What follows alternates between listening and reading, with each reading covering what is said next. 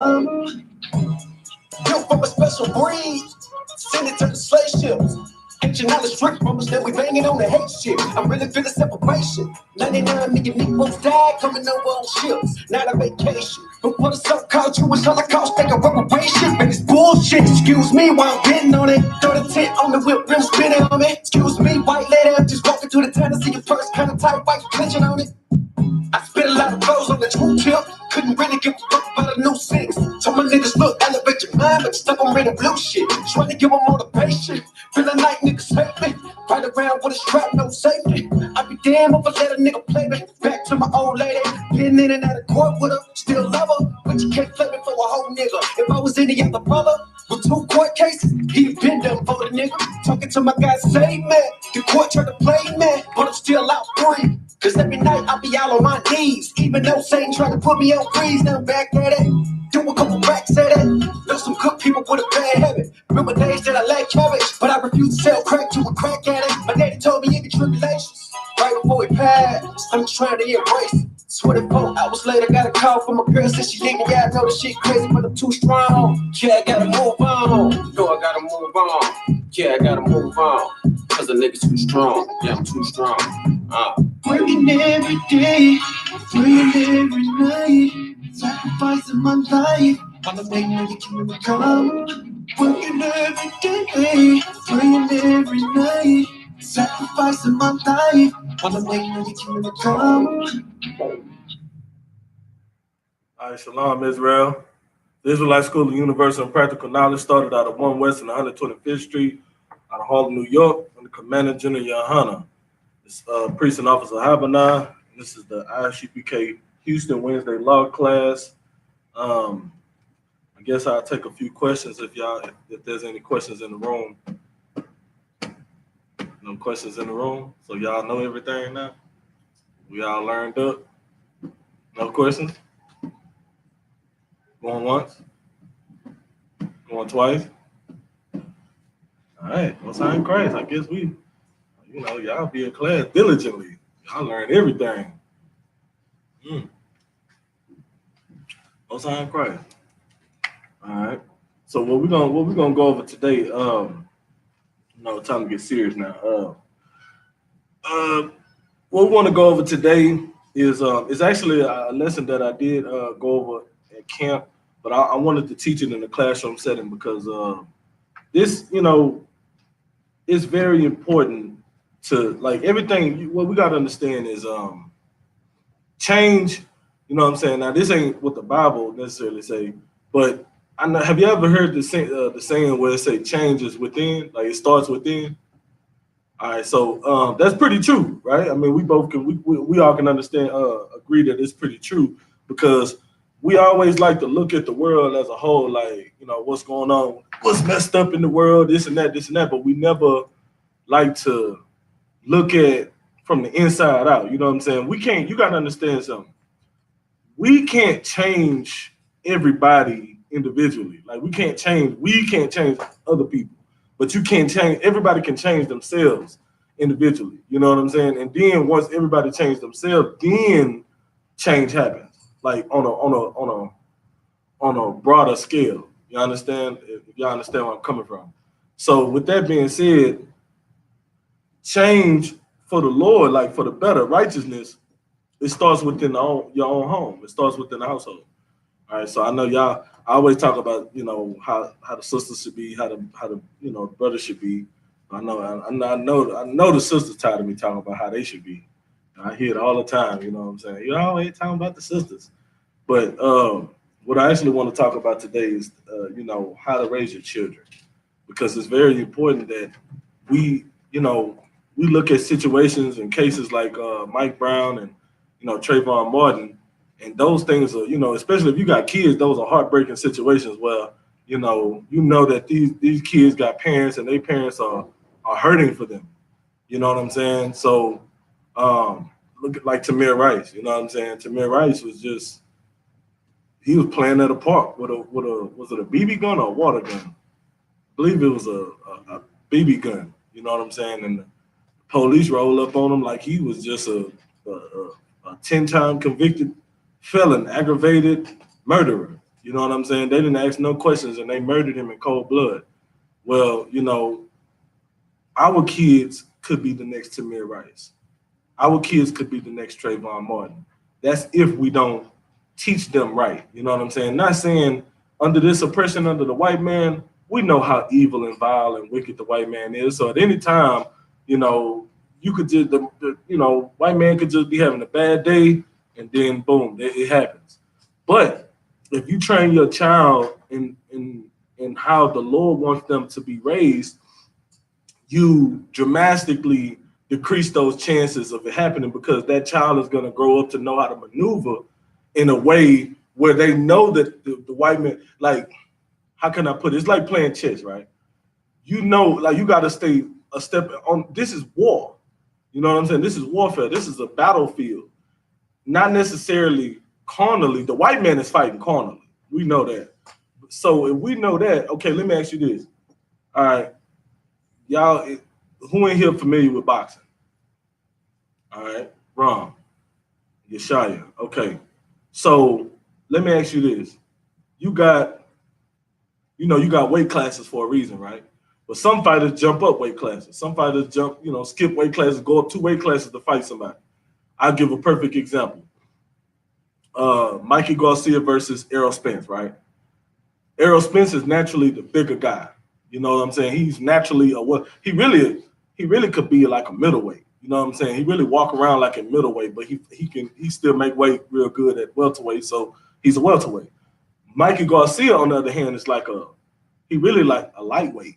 You know what I'm saying? He's like a 130, 135 pounder, and he jumped up 2 weight classes. He skipped 140 to go to 147.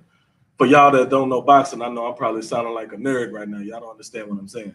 But I'm bringing this up to say this. The smaller guy naturally is not going to have the power that other weight class is going to have when they move up. Some of them do. I mean, you just got to be a freak of nature, you know what I mean? But most of the times you're going to be the smaller guy. You probably be faster, but you're not going to hit as hard, right? So what would be the wise way to approach that fight? Would it be wise to go in, mix it up on the inside for the whole 12 rounds? What would be the wise way to fight that fight if you're the smaller guy? Go ahead. Stick and move. Stay on the outside, use your speed. You know you're not really hurting him, but it look good. You know what I'm saying? You scoring points. And you could just pray that he don't hit you for the whole 12 rounds. Or he don't hit you hard enough. You know what I'm saying? You had something you want to say? Right. Keep your distance. Try to, you know what I'm saying? Use your intelligence. You know what I'm saying? And that's still not to say that, the other guy, and obviously the bigger guy still won that fight, but that's not to say that the other guy can't win. But I'm just using that analogy like how your approach should be, right? So we are sheep in the midst of wolves. So we know that the white man are the wolves and they there to devour us. So guess what? We got to be intelligent. We got to be smart. You don't want to approach a situation. You don't want to put yourself in a situation where you could, potentially get killed by the police. Not saying it can't happen, but you want to minimize the situations. For example, you want to ride clean. You don't want to break the law. You don't want to be riding around here with no insurance, no license, and then expect not to get pulled over. Then you got a gun and drugs in the car. You know what I'm saying? You don't want to do that. You want to be vigilant. So we are in the I.S.U.P.K under Commander General YAHANNA teaching our kids how to be legal. You know what I'm saying? How to be vigilant, smart, know how to talk. Like, it's not about kissing the white man's ass. It's not about saying, yes, sir, no, sir. It ain't, you can say officer. I mean, they are officer of the white man's law. So you can say officer. You don't have to say, yes, sir, no, sir. It's not like you kissing a behind, but it minimizes risks. You know what I'm saying? You get pulled over. Why you going to be talking out, man, what I do, blah, blah, blah, blah, blah. And if they already in the mood to kill you, you know what I'm saying? Your approach could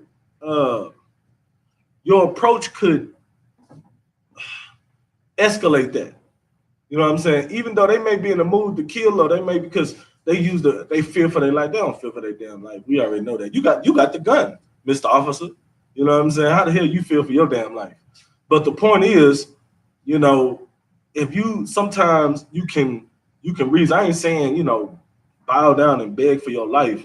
I'm not saying that. You know what I'm saying? What I'm saying is the whole approach. Just have your hands already in view.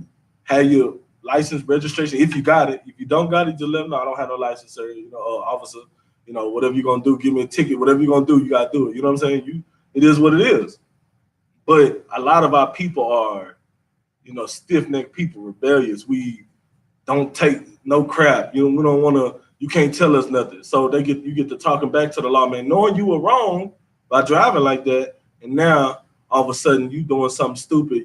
Not saying there's no reason on earth for a white man to kill an unarmed black man. Period. I don't give a damn what the hell. You know what I'm saying? It's no excuse for them damn devils. You know what I'm saying?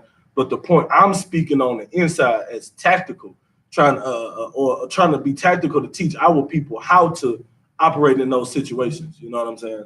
So we're gonna give me Proverbs chapter 22, verse 6, and we're gonna start right there. We gotta understand something, man. It starts with them when they are little. It starts at the youth. I didn't have the pleasure of being raised in the truth. You know what I'm saying? So my kids actually have an opportunity that I didn't have. You know what I'm saying? And if I would have been raised in the truth, I probably I would have had a whole different path in life. Like life would have been a lot better for me. You know what I'm saying? But I took the hard road, but it's okay. I'm here. You know what I'm saying? But I don't want my kids to have to take the hard road. I want them to be able to, understand what it's like to live righteously through their whole childhood, growing up into an adult. So once they become an adult, it's like clockwork. You got that? Go ahead. Book of Proverbs, chapter 22, verse 6. Train up a child in the way he should go. It say train up a child in the way he should go. You know why I say you got to train up? Why does it say you have to train up a child in the way he should go?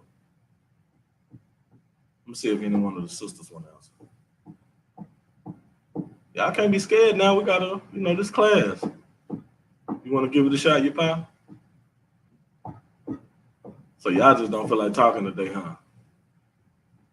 Go ahead. Well, for one reason, he's a child. He has to be taught, has to be trained, and has to be directed. Right. The child don't come out the womb knowing how to do everything. Child don't come out the womb. The child don't even come out the womb with the eyes open. They don't know what the hell going on. The doctor smacking them on the butt. They don't know what's going on.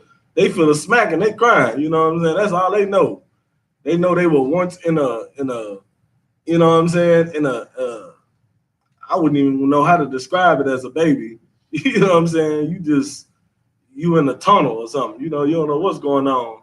You trapped in the tunnel. You come out the tunnel and you get smacked on the butt. Now you crying. That's all they know. You know what I'm saying? And they don't know how to eat. They don't know. Throughout the pregnancy, the woman having the pregnancy, they getting fed through an umbilical cord. They don't have to, do anything. Everything gets done for them. So when the baby come out, you got to teach that baby how to,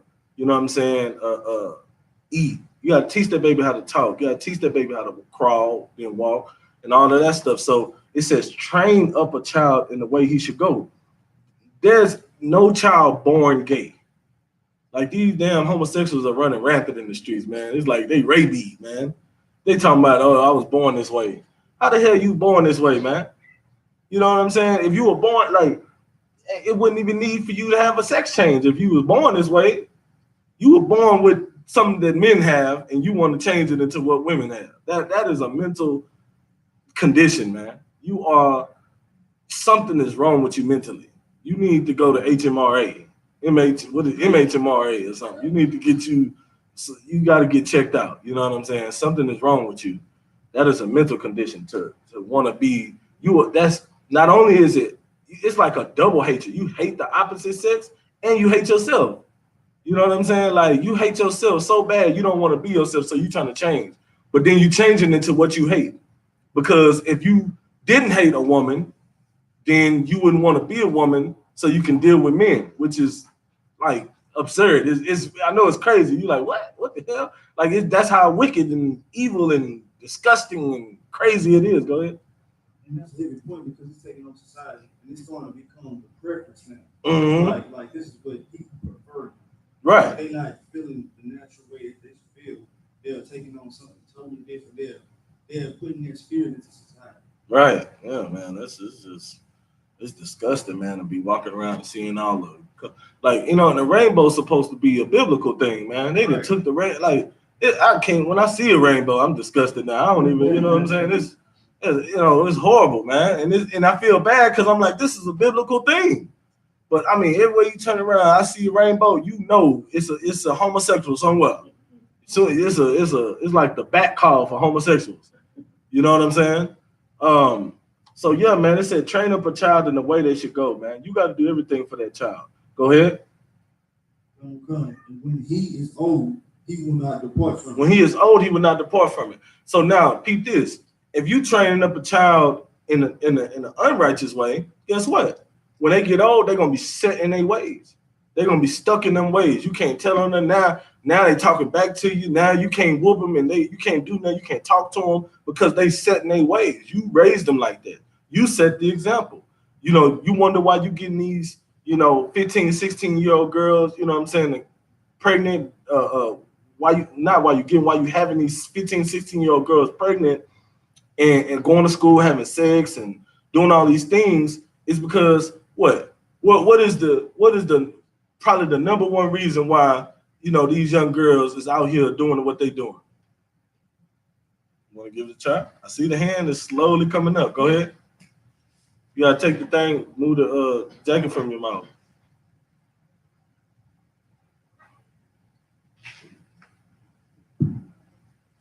Because the parents not raising them correctly. Well, yeah, because the parents not raising them correctly, but more so when it. What, the parents are missing. Like the dad is missing too sometimes. Definitely, the dad is missing. You know what I'm saying? I would say that, you know, if you had a strong father present, that would probably most likely, you know, not occur. But what is a thing? Okay, what would influence a girl, a young girl, like in the home, as far as, go ahead, sis. Would it be her mother? It would be the mother. That's who, especially if the daddy's not in the home, right? Like you said, what you said was exactly right. But I wanted to get to that point where it's about the mother. You know what I'm saying? Especially with a young girl. Because guess what? If the father's not in the home, who else does that daughter have to look up to? All she has to look up to is her mother. You know what I'm saying? Everything her mother do, she's going to emulate. She's going to mimic that. She's going to want to be just like her mother. So if she see her mother deciding to, you know, replicate city girls in the parking lot of apartments, guess what? She gonna want to be city girls too. She gonna be twerking and doing all those things, Cardi B and all of, you know, things that they do too. You know what I'm saying? Because she gonna feel like it's okay because my mama do it. My mama do it, and guess what? Daddy not there to say, hell no, you don't do what your mama. What the hell? You know, I'm gonna whoop your little butt. You know what I'm saying? Like, you don't have that. So that's a problem, man. You know, our sisters gotta be an example, a righteous example for the daughters. You understand? So it says when he get old, he will not depart from it. So guess what? That daughter not gonna depart from those whorish ways because her mother taught her that. Mother got 5 or 6 different dudes coming in and out the home, and that's not just having an impact on daughters.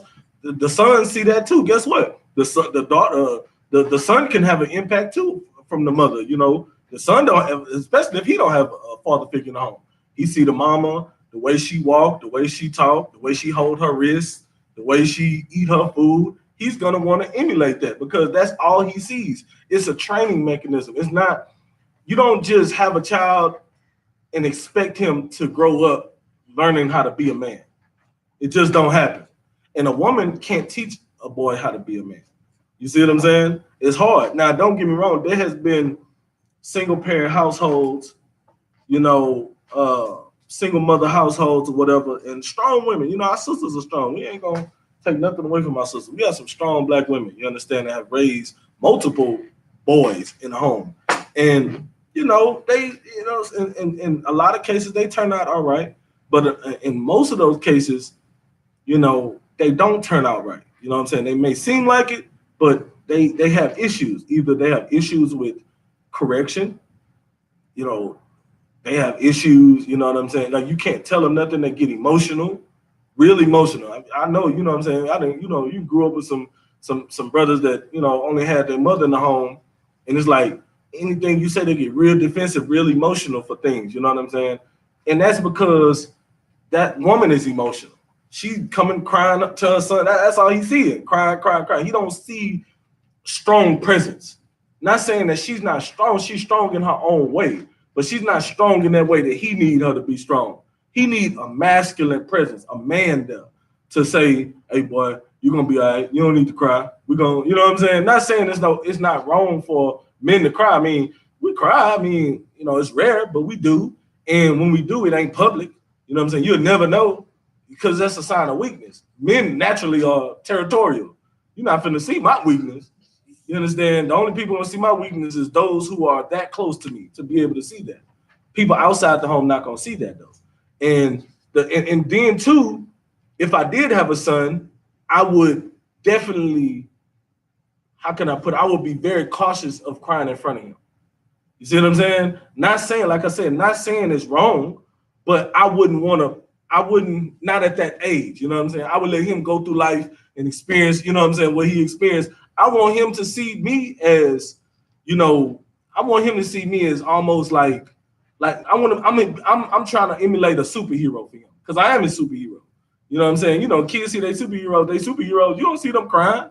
Them superheroes fighting, you know what I'm saying, stopping bullets and stuff. You know what I'm saying? Like, so you don't want to, as a father, you want to be able to be strong for your kids. You don't want to see that, let him see that weakness. You want to raise him up to be strong. And then when he get older and he experience life, because he will, and he experience women, and he, you know what I'm saying, they get to, you know, hitting them nerves. He gonna, you know what I'm saying, he gonna have his moments. You know what I mean? But you teach your child the way they're supposed to go. You teach them these laws, statutes, and commandments. You know what I'm saying? That's the best way that's the only way. It ain't the best way. That's the only way. You know what I'm saying? Now, a single mother could do it, but, you know, we, like in the I.S.U.P.K, it's sisters that's not married that have children. Well, guess what? That child has a lot of brothers. You know what I'm saying? They have that male presence around. They have the scriptures. They have class. You know what I'm saying? Like, it's a lot. Like, sisters want to, that's the problem with our sisters, though, in these days. They want to do everything on their own. They don't feel like they need help. But you do. You may not realize it, but you do. You know what I'm saying? Because guess what? You claim you don't need a man, but then when you see that spider, you know what I'm saying, crawling, you're going to get the jumping out your skin. You're going to come out all your clothes. You ain't going to know what to do. You understand? But guess what? That's what you're going to need a man then. You know what I'm saying? You Miss Independent. No, kill that spider, sis. You got it. You got it. Don't worry about it. Kill that flying cockroach. You understand? Kill that walls. Go ahead. Oh, man. You know what I'm saying? Good night. Yeah, you know what I'm saying? Some sisters, you know what I mean?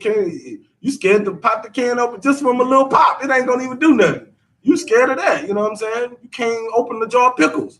You know what I'm saying? But you independent. You know what I'm saying? You try to pass it to your son. Her son do it. He can't do it. You know what I'm saying? What you going to do?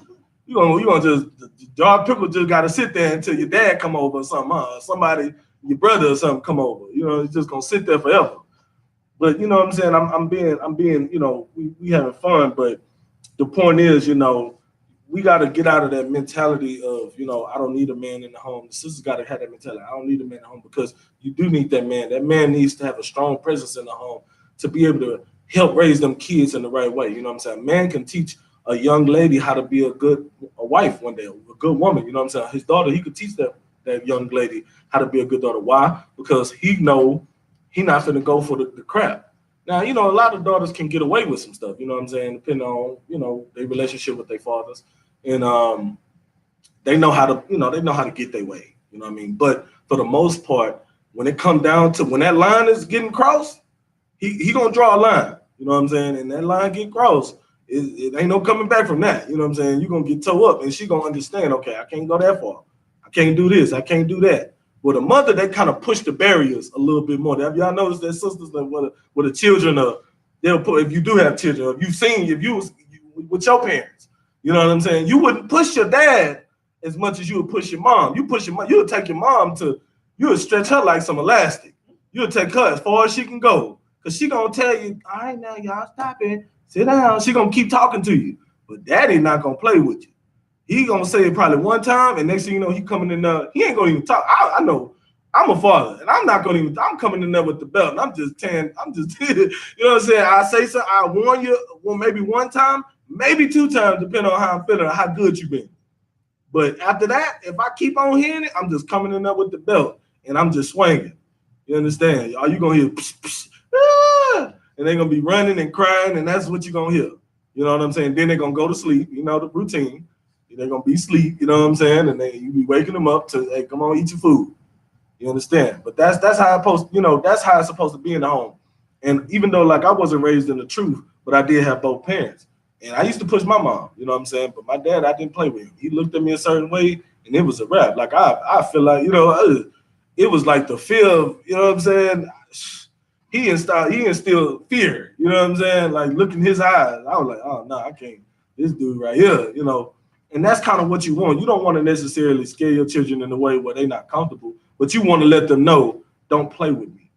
You know what I'm saying? And that's why it's like that, you know. Give me Deuteronomy 6:1. See, America, we live in America, right? America is pretty much raising our kids for us. You know, if you know what I'm saying. If you're in the world, America is raising your kids. You know why? Because they go to school, they get taught by the school. They're in school, 8 hours a day? You know what I'm saying? Everything that they're learning from influence from other kids.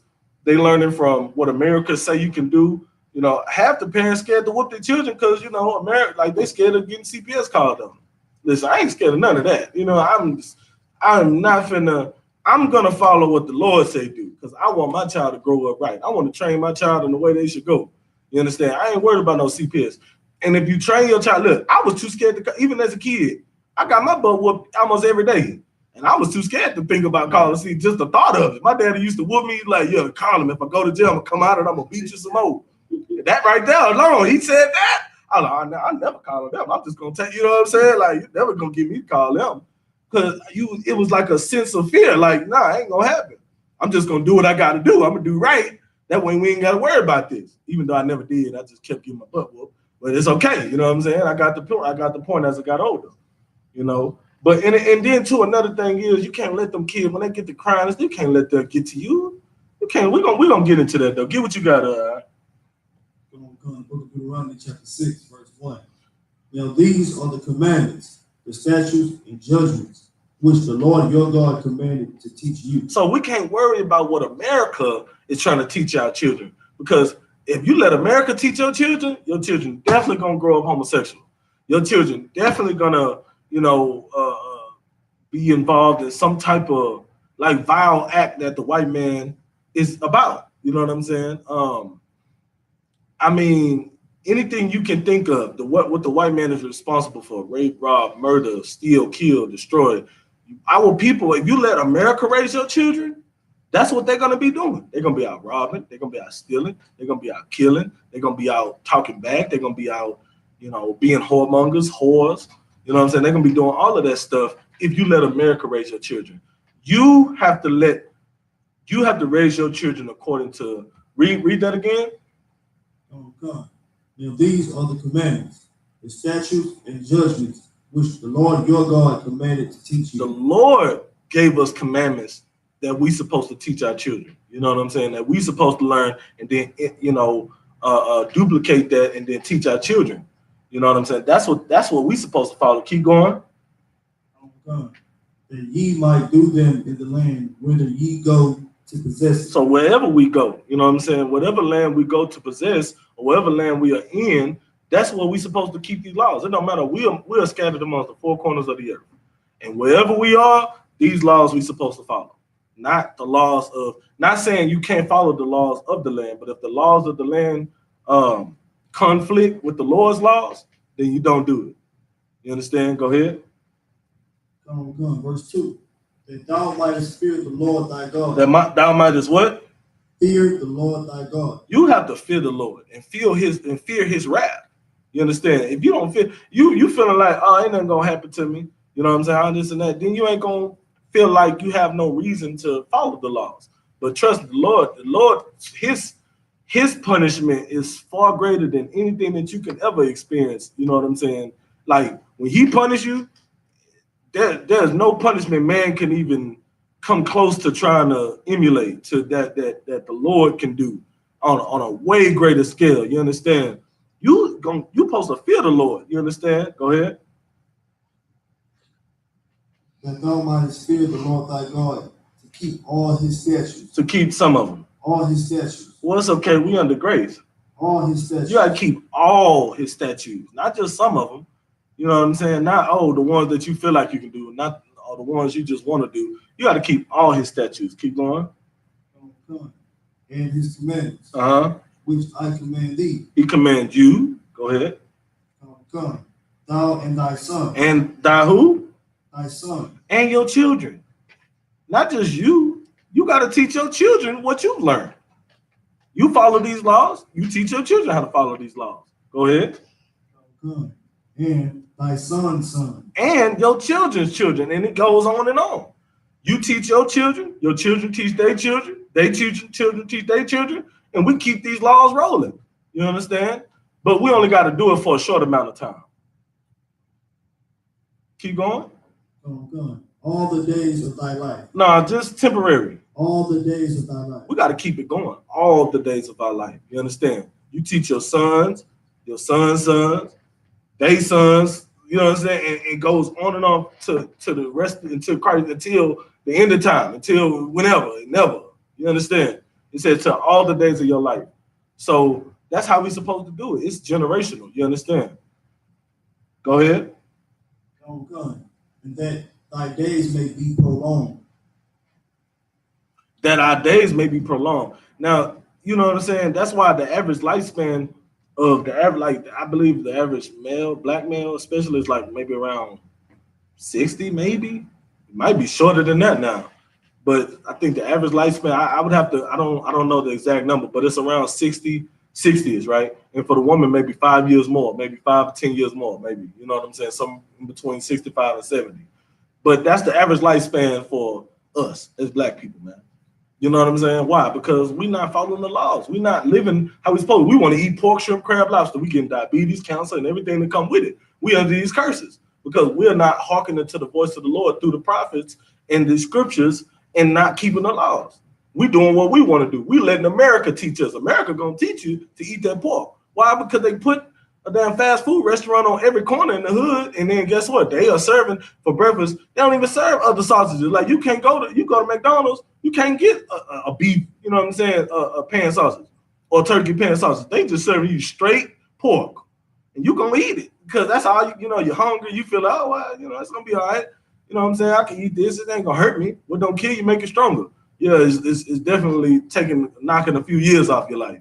Eating that nasty swine, you know what I'm saying? Like you parasite, like I'm like you know what I'm saying? Thank the Lord, YAHANNA, I stopped eating pork, way before I came into the truth. So it's easy for me. Like I made that transition a long time ago. But I just thinking about all the pork I used to eat, like all the fried pork chops, I ain't gonna lie, for bread. Hey, I was eating pork all day, every day. It was like that was the best meat to me, you know what I'm saying? It was like to hell with steak, you know what I'm saying? I'm eating pork chops and got me some grits and eggs, you know what I'm saying? I got the bread, I got it for breakfast.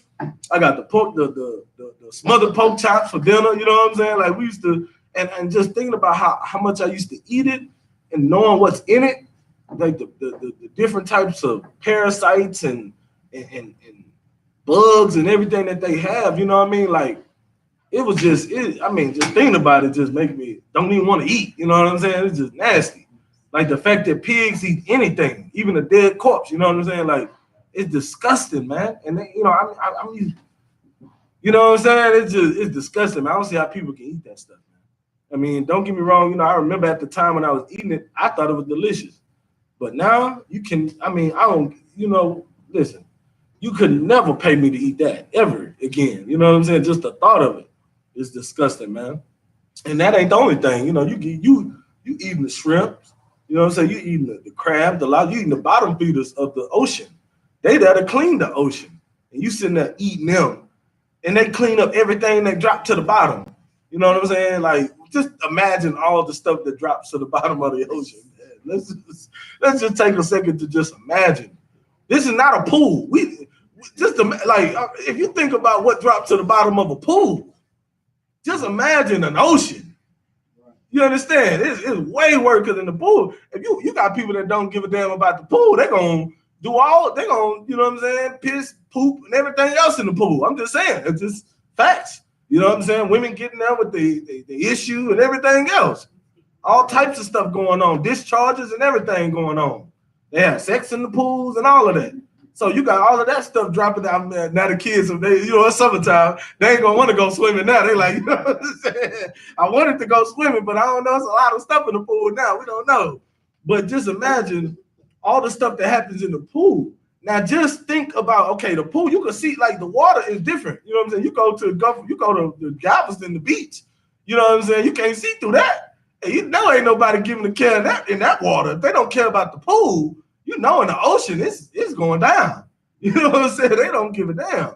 So just imagine that's what the crabs and the shrimps and all of that eat. That's what they do. They clean it up. You don't have chlorine. They don't put, you know, you clean the pool out every so often. You got the chlorine in there and all of that stuff. Well, in the ocean, that's what they are there for. They clean up the ocean. And you doing all that stuff going, dead bodies, everything. You know what I'm saying? I ain't no telling what's in the damn ocean.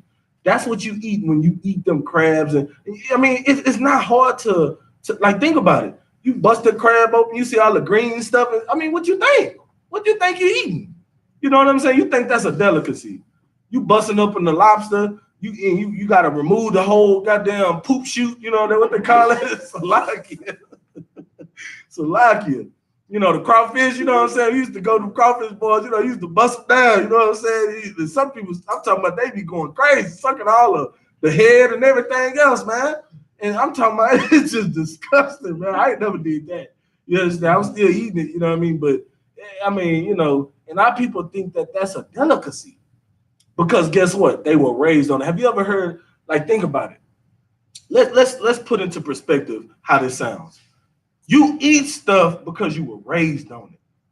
Think about that. Some people were raised on chitlins. And they eat it because they were raised on it. That's all they used to eat. Their parents fed it to them. So guess what? They developed a tolerance for it. They developed a liking for it. You know what I'm saying? They put the hot sauce on it. But it don't take, I don't care how much hot sauce you put on this. It's still a damn, I mean, you know what I'm saying? It does not change the you know what I'm saying? It does not change that this once held pig poop. This is what this is. It is the whole intestines of the pig. You eat, I mean, they taking it to a whole nother level. You eat pig intestines, man. And you was raised on it. You understand? We eat stupid stuff because we raised on it, man. Like, come on, man. We got to do better. Well, guess what? We going to raise our kids not to eat that stuff. So that way, when they grow up and they see it, they be like, ugh, you eating that? Yeah, I was raised not on it. You know what I'm saying? That's how we supposed to be, man. You understand?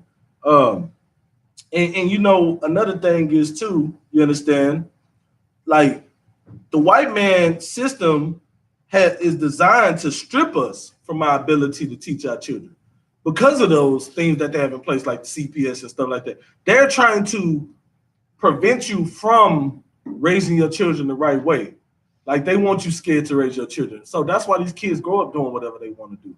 They want to teach. And I'm going to tell you something right now. If you don't teach your kids at home, the streets are going to teach your children. And they're not going to have no mercy on you. You love your kids. You know what's best for your kids. Nobody going to love your kids like you love your kids. Like in the sense that while they're still children, you know what I'm saying? I mean, of course, you come in the I.S.U.P.K and the Commander Junior YAHANNA, we love all like each other, you know what I'm saying? But at the end of the day, even I still wouldn't say I would love another brother's child more than he do. I couldn't say that because I know how I feel about my children. And my love for my children is, you know what I'm saying? It supersedes all of that. So nobody gonna love your children how you love your children. So why would you allow a society that don't give a damn about your children raise your children? Does that make sense? You wouldn't even want, like, that's stupid. If you know you love your children, you need to raise your children. You know what I'm saying? So, give me Proverbs chapter 29, verse 12. You know, but that's exactly why kids are going, like, you letting the system raise your kid. That's why, you know, guns are taken to school, knives, they get into fights. You know, young lady, you know what I'm saying, at my daughter's school, a young lady, man, she was, you know, walking home from school and they fighting her, jumping on her and stuff. And, you know, the little girl passed away. You know what I'm saying? Like, it was a very tragic thing, a horrible thing, man. But guess what? That is a result of the parents not raising the kids right. They letting society raise the kids. You know what I'm saying? They jumping on the girl. And it's like they have no remorse, no sense of, and don't get me wrong, when I was a kid, we used to do some wild stuff. You know what I'm saying? We used to do some wild stuff, but then too, that was the lack of the truth in my home. I had the parent, like the structure was there, but we didn't have the truth. So you can have structure in your home, but you have to have the Lord's law, statutes, and commandments. Nothing will be successful without the Lord's law, statutes, and commandments. Nothing. It'll fail every time. You understand? So I was raised with the right values, but I didn't have the truth. So I still went out and did dumb stuff. You know what I'm saying? So you got that? Proverbs 29:12. Mm-hmm. Go ahead. Book of Proverbs, chapter 29, verse 12. If a ruler hearken to lies, all his servants are wicked. Guess what? In this sense, if a ruler hearken to lies, if the parent hearken to lies, if the parent is living a life full of lies, if the parents is not, you know, in the truth, all his servants are wicked, meaning your children not going to come out, your children going to be evil too. You living like that, your children going to be living like that. It says if a ruler hearken to lies, guess what? You rule over your children. You are the ruler of the household. You know what I'm saying? That's one thing, you women, y'all want some power? That's one thing you got rulership over. Them kids. You understand? That don't mean go crazy, you know what I'm saying? And just, you know, I'm going to take it out on them.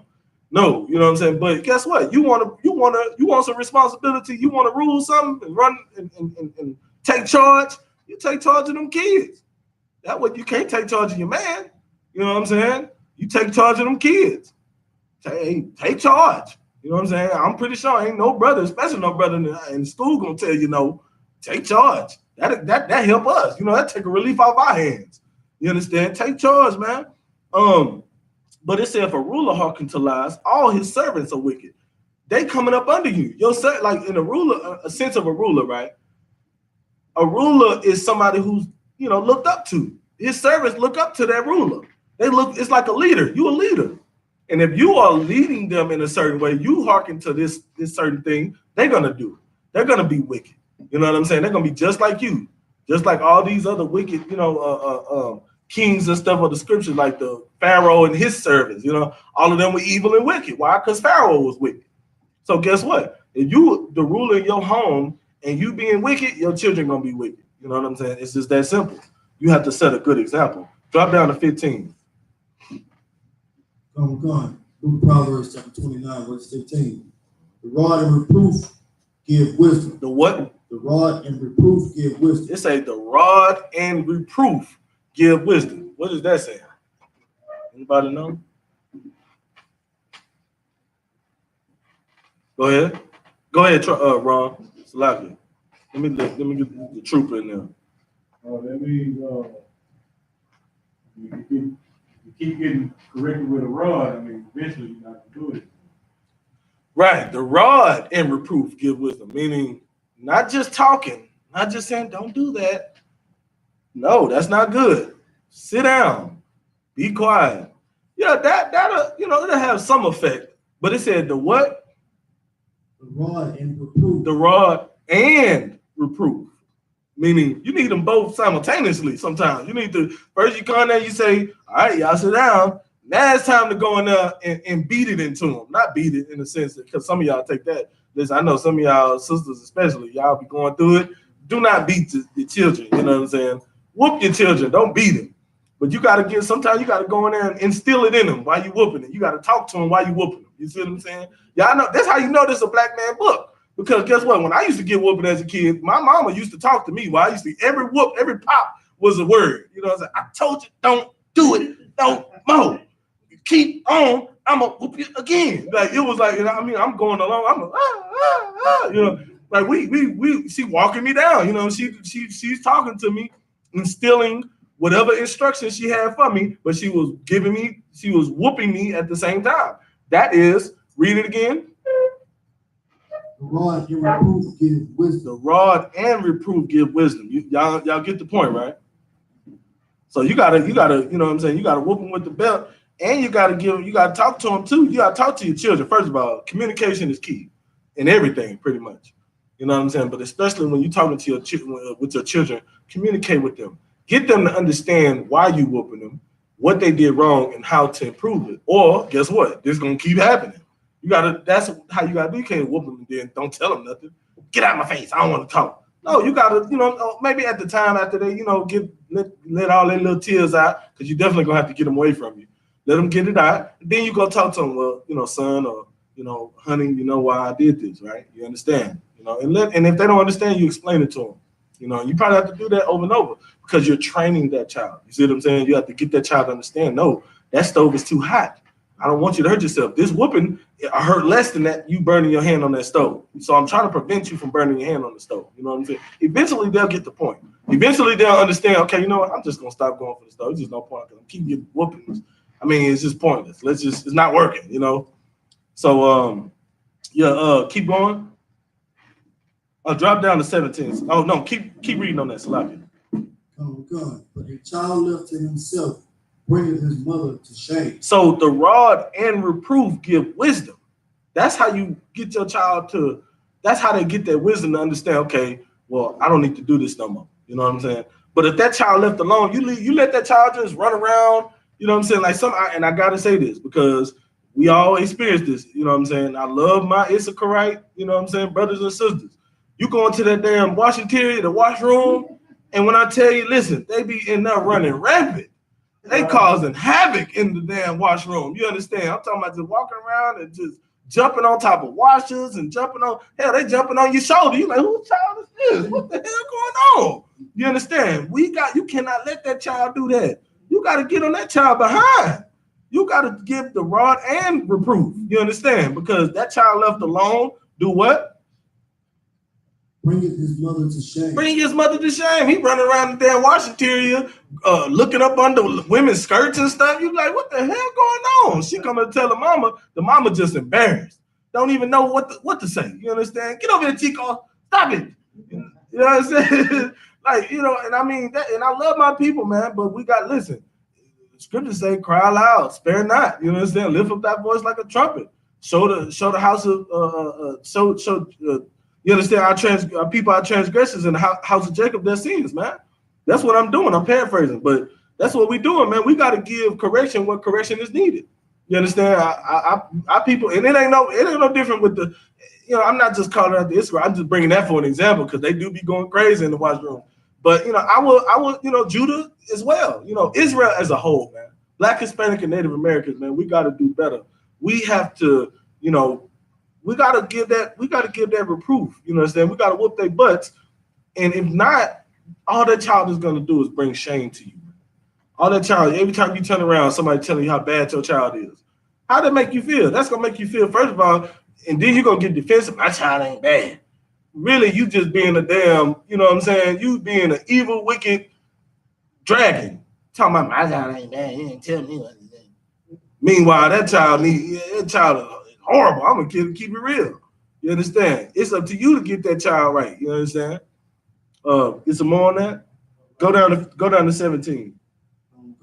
Proverbs chapter 29, verse 17. Correct thy son, and he shall give thee rest. You correct your child, and then you'll be able to breathe. You want to relax. You want to be able to come home. You want to say, you know what?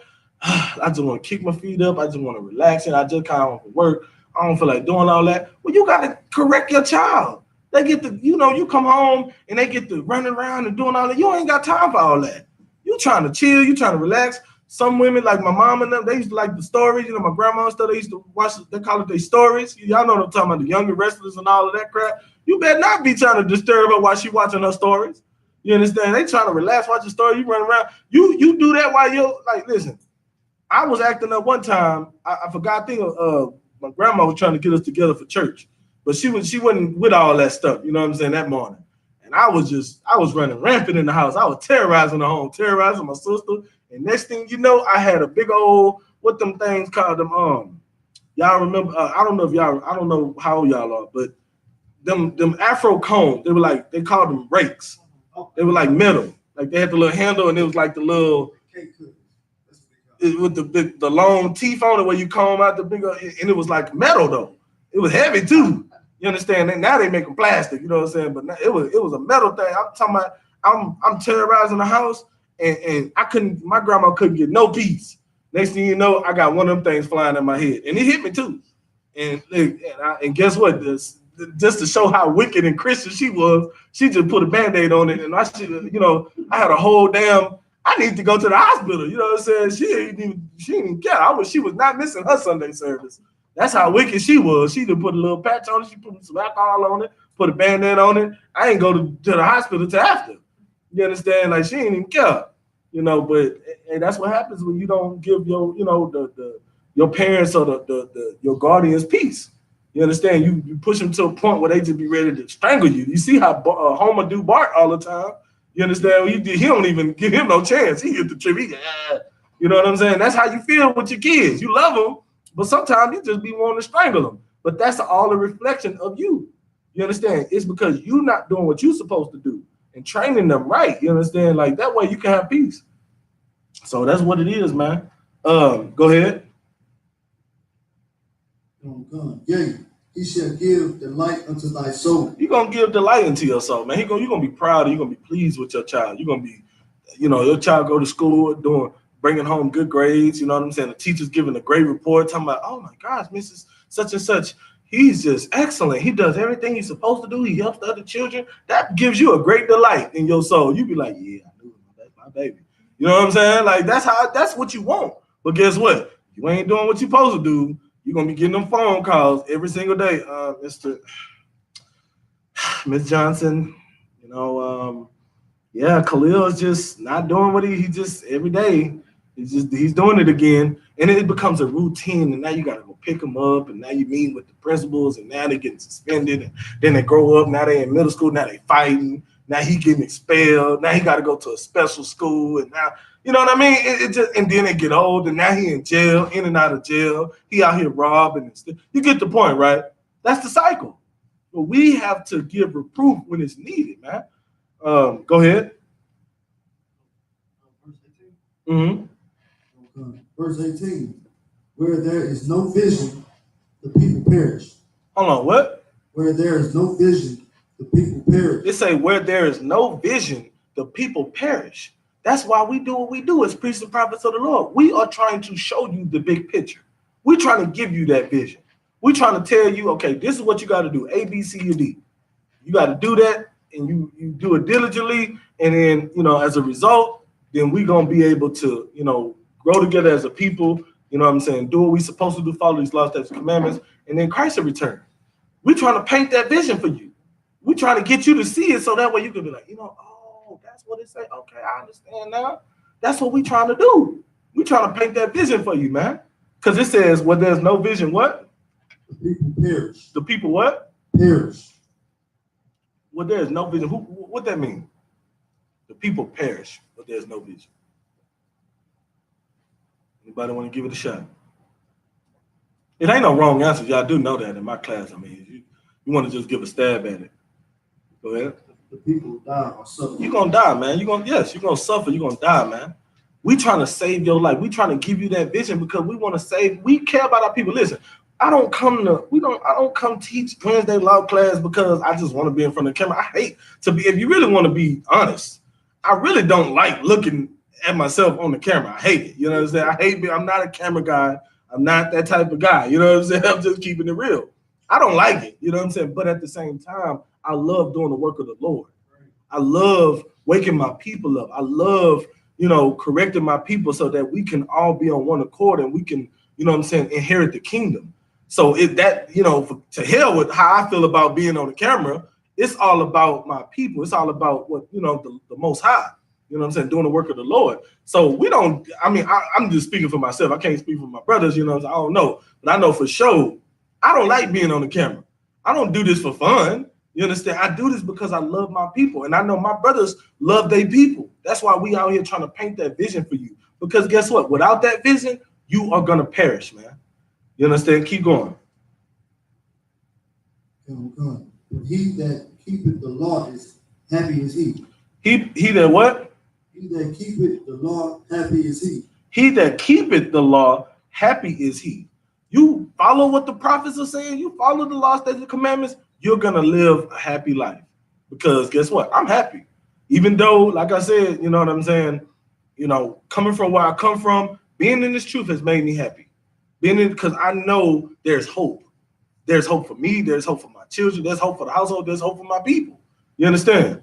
It brings me joy. It brings me happy to wake my people up. I love, you know what I'm saying, when a brother make a phone call coming to the school. You know what I'm saying? I love that. Love a brother, new sister. You understand? That's what it's about, man. Give me Proverbs 23 and 13. That's what it's about, man. We gotta love. It's the Lord being righteous and following the laws, statutes, and commandments, being in the truth. It's being the epitome of selfless, not selfish. You have to be the total opposite of selfish. America is going to teach you to be selfish. America, you grow up in the world, you're going to grow up to be selfish because guess what? You gave your love, you done gave your money, you done did this, you done did that. People take advantage of you. Why? Because they have no morals. They not in the truth. They don't learn the same from the moral compass that we learn from. We know not to take advantage of our brothers and sisters. We know not to, you understand? The Bible tells you how to deal with your brothers and sisters in a way where you can't take advantage of them. You can't get over on them. You can't harm them. You love your brother like you love yourself. You understand? Like brotherhood is all throughout this Bible, and it's very important. Brotherhood is a weapon. You understand? But in the world, brotherhood not no weapon. In fact, you against brotherhood. In the world, I'm one deep. Because I ain't trying to shoot. I can't trust nobody. I don't trust you. You're gonna mess over me because you got that. It's like that savage mentality where you in the wilderness, you understand, you trying to survive.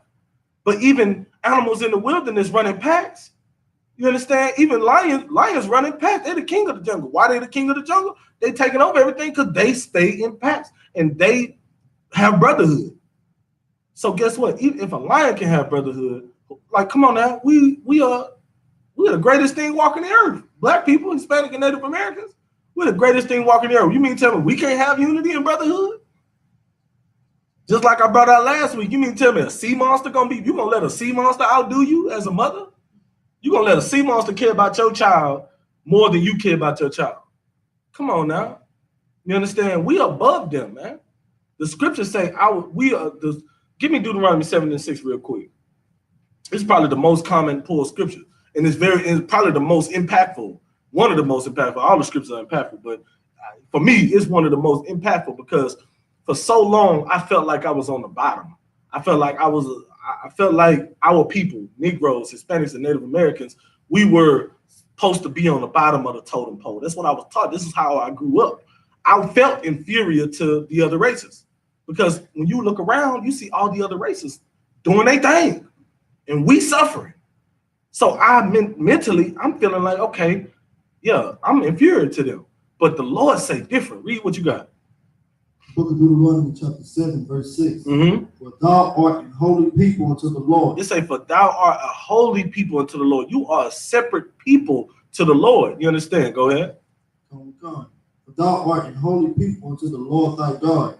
The Lord thy God hath chosen thee to be a special people. So forget what everybody else say. Forget what society say. Forget what the white man say. Forget what America say. They vote for their president, but the Lord chose you. You understand? It says the Lord has chosen thee to be a special people to himself. So that trumps everything. Right. The Lord chose you to be a special people. That's a high honor. You understand? The Lord has chosen us, Black, Hispanic, and Native Americans, to be a special people unto himself. I thought we was inferior. I thought we were nobody. I thought we was at the bottom. I thought nobody cared. Like, you know what I'm saying? Nobody cared about us. But guess what? The Lord cares about us. The Lord puts us above everybody else. The Lord feels like we're special as a people. You understand? That's what it's all about. Go ahead.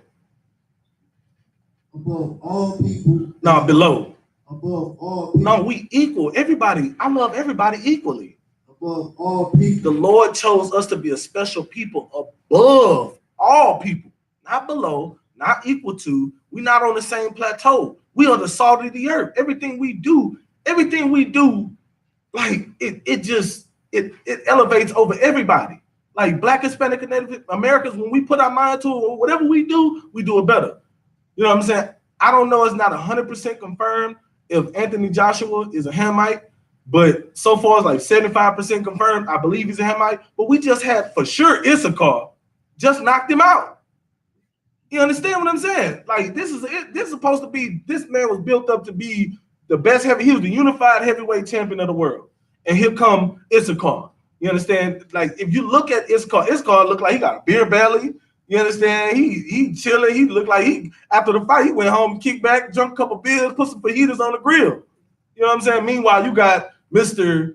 Captain America over here. You understand? Look like he stay in the gym. Look like he, he looked like a damn what you would call so-called African Ken doll. You understand? And look like an action figure.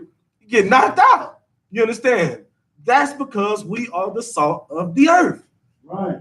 Mayweather beat the hell out of Conor McGregor. You understand what I'm saying? Conor McGregor, they bigged him up like he was this and that. Mayweather, old as hell. You understand? Like a lot of people try to say, oh, but this Floyd man, dude, the man old. You can't get in there, great man, old as hell. The man's like, he in his 40s. And he's still fighting like he's 20. Like, I mean, give him his credit. He beat the hell out that damn devil. And rightfully so. I love to see that. I mean, I ain't gonna lie to you. I love to see, when I watch boxing or watch MMA, I love to see our people beat the hell out them damn other nations, man. It's just it's like satisfying. You know what I'm saying? It makes my day, man. It just makes me happy to see one of them go down. If they could break a bone or something like that, that'd be even more. You know what I'm saying? A knockout to war. You know what I'm saying? But it feels good to just see that, because I know we are the salt of the earth. We're not equal to these people. You understand? Everything we do, man. Music. You understand? Sports. Everything we do, we better than them, man. Period. They was mad at what's old girl? They both, two of them out of Houston, them gymnasts. Oh man, I can't even think of her name. Simone Biles is one of them, and the other one, Gabby Douglas. They was mad at them, man. What was that? 2 years ago or something like that, when they both won gold medals coming out of Houston, or I think gold. They won both gold and silver. I can't remember. I think Gabby, I don't know what she won, but they was just killing it at the, you know what I'm saying, doing at the gymnastics or whatever. And them devils, when old girl Simone Biles was celebrating and stuff, man, you could see them devils, the look on their face and stuff. They were just disgusted. You understand? They talked about old girl because she was, thicker than. Mo, you know how they try to down talk our sister, because our sister's thick. You understand? She thick too. You understand? She thick. And they down talking because they feel like the ideal size is this anorexic looking skeleton that the white women like to, look like. They trying to big up that as beautiful. Like, for example, this is how you know how whitewashed and how wicked this society is. For models, right? They big up these white models when they skinny as hell, ain't got no, like like Commander Junior YAHANNA said, he was talking about the Chinese woman, but from the back of your neck down to your ankles, it ain't no, like, I mean, it's just, it's flat as a board, right? You ain't got nothing there. It's just a straight board. You can stand next to a wall and you can fit flush with the wall. You understand? There's nothing there. You understand? For the white people, right? So now they big up that image like that's supposed to be the epitome of model status, like beautiful, Miss America. When you get a sister, man, you know what I'm saying? She got curves everywhere. You understand? She got the lumps. You understand? And we clearly, like, I don't know what the hell other people see as beautiful, but clearly that's beautiful. You know what I'm saying? Like, I don't know what the hell, how the hell you can be attracted to a damn highlighter, you understand, over a Coke bottle. You understand what I'm saying? Like, it don't make no sense. A damn a chip of wood. That's what, I mean, it's that flat. You understand? But you attracted to that. People, America, they try to big up that as beautiful. That's not beautiful, man. You understand? And even our smaller sisters still got some lumps. They got lumps, man. I'm telling our sisters, look, listen. Look, I don't see what the hell you see out of these damn stringy haired dogs You understand? Like when I see a white woman, I see like a damn German Shepherd. I see different types of dogs because they all got different, you know what I'm saying? It's different breeds. You understand? But they look like dogs to me, man. I don't see how y'all don't see it. You know, since I've been in the truth. Like, I mean, you know, when I was in the world, I was wicked as hell because I can't believe at one point I thought that was nice looking. You know what I'm saying? I'm just disgusted in myself. You know what I'm saying? More disgusted when I was eating pork and thinking about it. You know, that was worse than eating pork thinking a white woman was beautiful. But now that I've been in the truth and I look at these, I just laugh. I be like, man, what the hell? She really looked like a Cocker Spaniel. You understand? Like, I can really see it. I be like, damn, that's the, hey. You understand? Look like a damn child. What the damn dogs would be barking a lot all the time? Is it a child? No, not Chihuahua. They be looking like them too. You understand? They all breed. You understand? But that's too much to get. I ain't gonna get them no more shine, man. You understand? I don't see any. It disgusts me when I see, you know, my old job, man. I used to see damn old white men with young black women and stuff, man. That's just the most pedophilic, disgusting. I mean, I can't even describe it.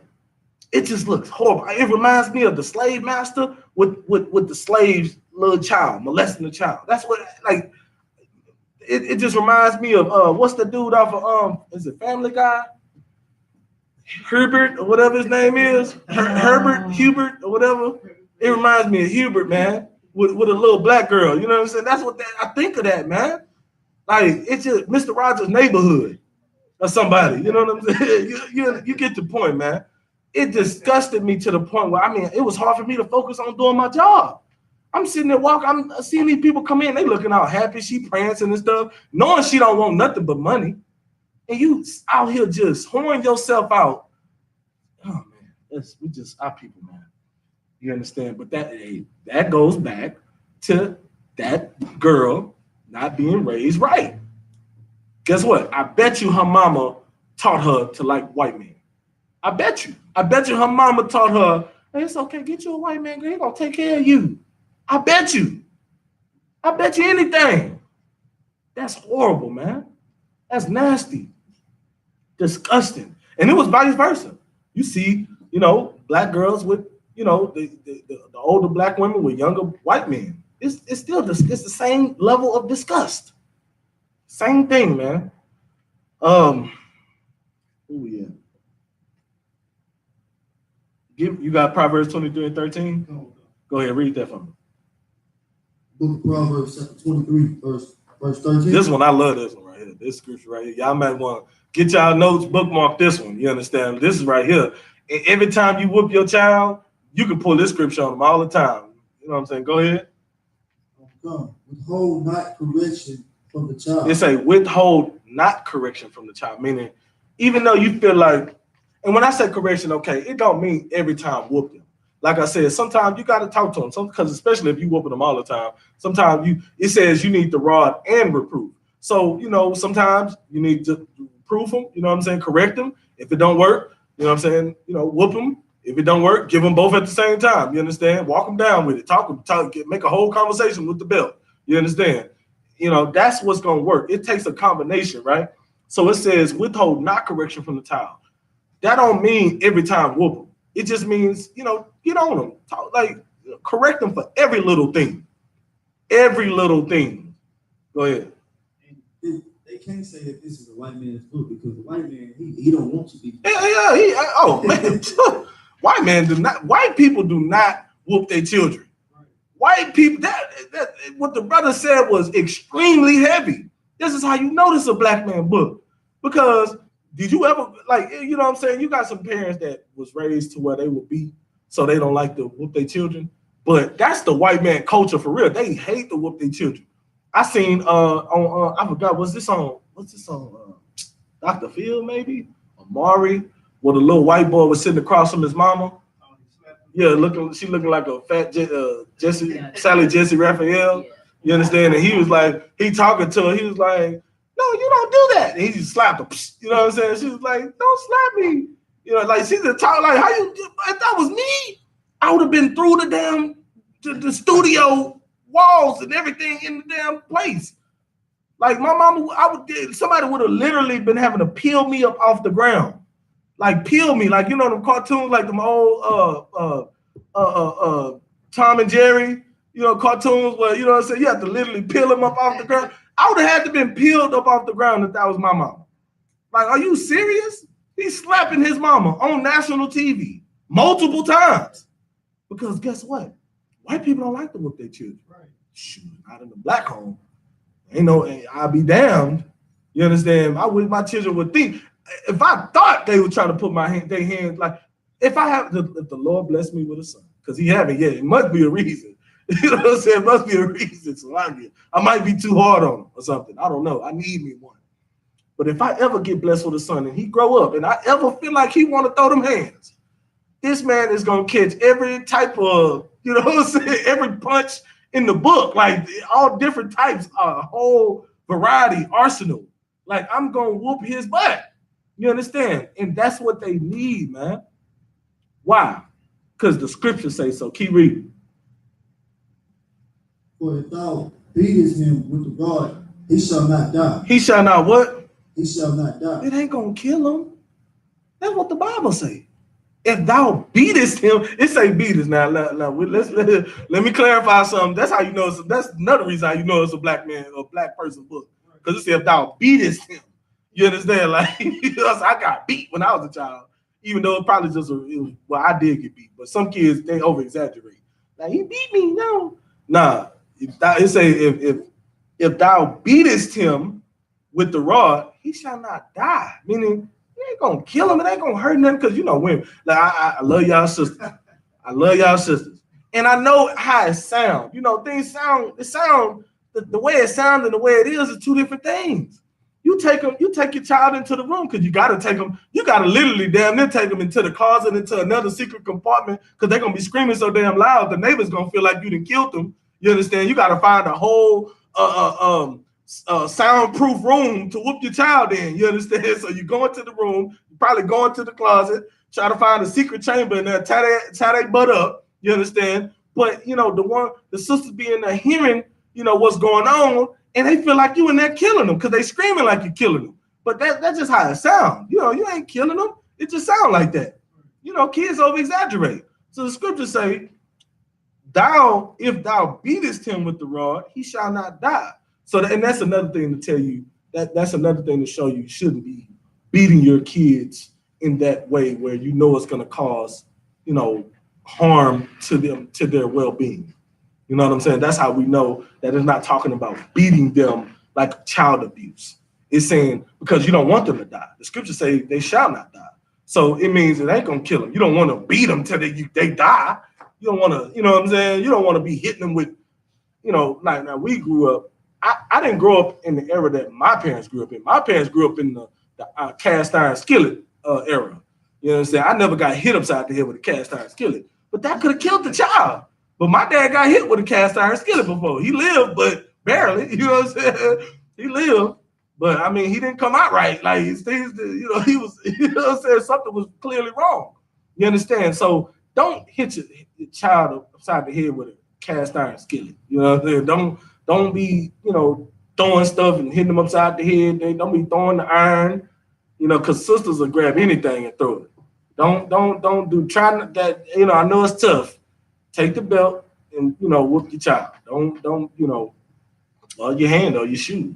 Hell, I got whooped with a coat hanger or whatever. You know what I'm saying?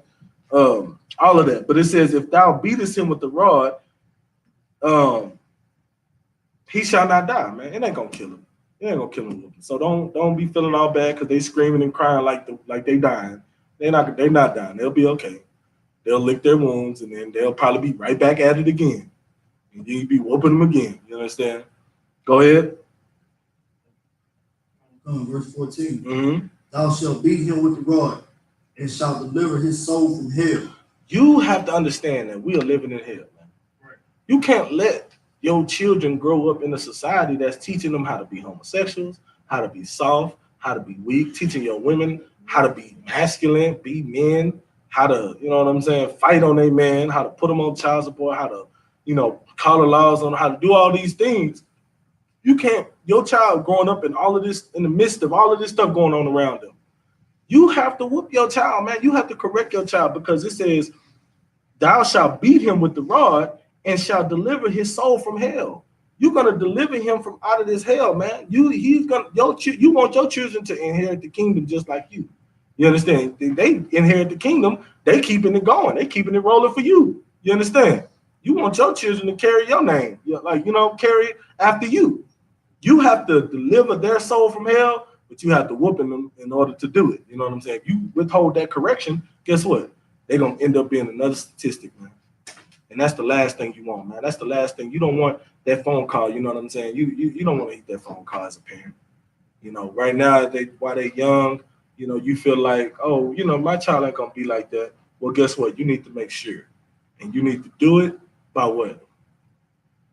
Sisters, anybody? Huh? I'm sorry. Whooping them. That's how you gotta do it. You understand? Go. Give me Proverbs 19 and 18. And for y'all kids watching, yeah, this is for y'all. Yeah, this is for y'all. You know what I'm saying? Y'all gotta know. You gotta understand, man. So if you don't want to get corrected, you don't want the whooping, then y'all gotta do right. You gotta listen to what your parents say. Because I'm telling you right now, I'm pulling. How many precepts we done pulled already? I know I done pulled at least, 5, 6. You understand? This is what the Bible say. So, go ahead. I'm going to book of Proverbs, chapter 19, verse 18. Mm-hmm. Chasten thy son while there is hope. Chasten thy son while there is hope. That's what we're trying to do. You don't want to wait till it's too late. You don't want to wait till that your child, you get that phone call and your child in jail. You get that. This is an inmate from Harris County. You know what I'm saying? Harris County Correctional Facility or whatever they say. Harris County Jail. You don't want to get that call. Press 1. You know what I'm saying? You don't want to get that phone call. You don't want to get that phone call from a family member saying they found such and such over here in the ditch. She dead. You want to get that phone call. You know what I'm saying? So guess what? It says what? Read it again. Chasten thy son while there is hope. Chasten thy son while there's hope. Right now they have an opportunity to grow up to be righteous. Chasten them now while they, have that opportunity before it's too late. Chasten thy son while there is hope. Go ahead. And let not thy soul spare for his crime. And let not what? Thy soul spare for his crime. You hear him crying and you let that get to you. You see your look like I said, I have a problem too. My little one, my youngest, she know how to get to me. She'll get to crying and stuff. And it can bother me. If she's standing there long enough in front of me, it'll get to me. That's why I have to tell her, now you got to get out of here. You got to go in there with your mama. I don't want to hear it. You understand? Because eventually it'll get to me. You know what I'm saying? It says, let not thy soul spare from their crying. So don't let that crying get to you. They're going to be all right. Let them get that crying out. They're going, because, they feelings hurt. They butt might hurt too, but they feelings hurt more. Excuse me. They feelings hurt more. So that's why they crying. It just hurt their feelings. Let them cry. They'll be all right. And then once they finish crying, then you can talk to them, and explain to them why they caught a whooping and how not to catch a whooping. You understand? It says, let not thy soul spare for his crime. Don't be letting that get to you. All right? Y'all get the point, right? You finna be a father, right? This is gonna be your first child. Huh? You see these precepts right here. I mean, don't follow these scriptures. You're a priest and prophet of the Lord. You understand? I already know though. I know you're gonna do what you got to do. But you know what I'm saying? That's what these precepts are for. Go ahead. I want to say, bringing this lesson out is very heavy because it's well needed for the black and Native Indian and Hispanic community. Right. Because like I see now how society is like trickling down on the generation. And it's like technology is fast. You see, you got 6-month-old babies. 6-month-old babies, using technology. They being exposed to way more society at a young generation. So it's now time for us to wake up. Those that are parents, Black Native Indians, Hispanics, start, like keeping an eye on our children. Make sure they're being raised the right in society. That's like evolving at a rapid pace. I mean, at a very rapid pace. You don't want YouTube raising your child. Right. That's a real thing now. You don't want Facebook raising your child. That is a real reality right now. You understand? Now, it used to be where the kids would go outside and play, go out in the streets to raise your child. Now, your child can literally be raised by social media, Snapchat, Instagram, literally. You know what I'm saying? So, like what the brother said was heavy because now you got little 6-month-old babies knowing how to work stuff better than you. You don't even know how to navigate your phone. You got a whole high-tech iPhone 10, don't know what to do, but a 6-month-old child get that phone for about an hour and they accessing every app on the phone. Right. And get to telling you when you doing something wrong, no, that ain't how it go. This is how you do it. You understand? That's what's going on nowadays, man. So guess what? Our kids are elevating and evolving. We got to do the same thing. We got to be on top of that. We need every password, and I don't even let mine, the only social media that I allow, you know what I'm saying, my child, my oldest, because my other ones, they definitely not going to be on no social media, is YouTube. That's the only thing, you know what I'm saying? And I monitor everything. I got access to everything. I don't play. And I do be checking. You understand? Because you have to be on top of what your kids watching. You got to be on top of what they seeing, the type of videos. It may appear harmless on the outside, but what is that message that is given off? What is really, because, the white man put agendas in all these different cartoons and animes, and ain't no telling what kind of homosexual agenda that's in these cartoons, or what kind of, sexual deviant, child predator type of things that they putting in these, cartoons. You have to watch what your child watch. You have to know what they watching. You understand? So give me Proverbs 13:24. We got a couple more, then we're gonna be out of here. Book of Proverbs, chapter 13, verse 24. Mm-hmm. He that spared his rod hated his son. If you decide to say, okay, I'm not gonna whoop my child, because you got some parents out there that say, I just will not whoop my child, refuse. I got beat as a child, I'm not gonna whoop my child. Well, guess what? This is what the Bible is saying. It's not what I'm saying. Don't be mad at me. This is not what YAHANNA is saying. I don't want to get no comments on Facebook or no inboxes saying you wrong for that. You saying this is what the Bible say. You understand? It says what? He that spared his rod hated his son. If you don't whoop your children, you hate your child. That's what the Bible say, not me. Guess what? I love my children. You know what I'm saying? I ain't sparing nothing. I love mine. The Bible says if you spare your rod, you hated your son. Go ahead. But he that loveth him chasteneth him betimes. It says, but he that loveth him chasteneth him betimes. Meaning you're going to have to keep doing it. You're going to whoop your child more than once, more than twice. You're going to have to keep whooping your child. It's okay. They won't die. We done brought all the scriptures out, right? We put it all together. You got to whoop your child, withhold not correction. If you beatest him with the rod, he surely shall not die.